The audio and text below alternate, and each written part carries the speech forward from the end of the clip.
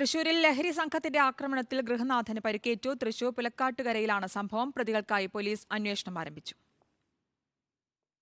തൃശൂർ പുലക്കാട്ടുകരയിലാണ് ഗൃഹനാഥൻ ക്രൂരമർദ്ദനത്തിന് ഇരയായത്. പുഴയോരത്തെ മദ്യപാനം ചോദ്യം ചെയ്തതായിരുന്നു പ്രകോപനം.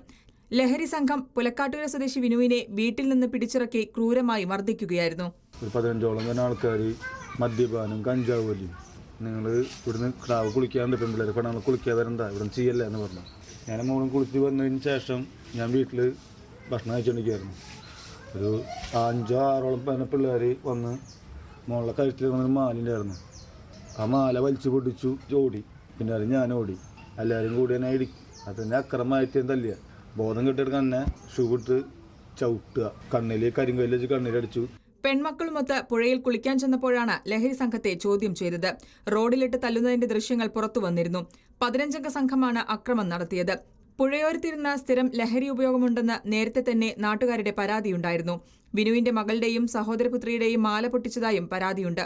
മണ്ണലിപ്പുഴയുടെ തീരത്ത് ലഹരി സംഘങ്ങളുടെ വിളയാട്ടമെന്ന് നാട്ടുകാർ പരാതിപ്പെടുന്നു. ജാമ്യമില്ലാ വകുപ്പ് പ്രകാരം കേസെടുത്തിട്ടുണ്ടെന്ന് പുതുക്കാട് പോലീസ് വ്യക്തമാക്കി. പ്രതികളെ ഉടൻ പിടികൂടുമെന്ന് പോലീസ് പറഞ്ഞു. റിപ്പോർട്ടർ, തൃശൂർ.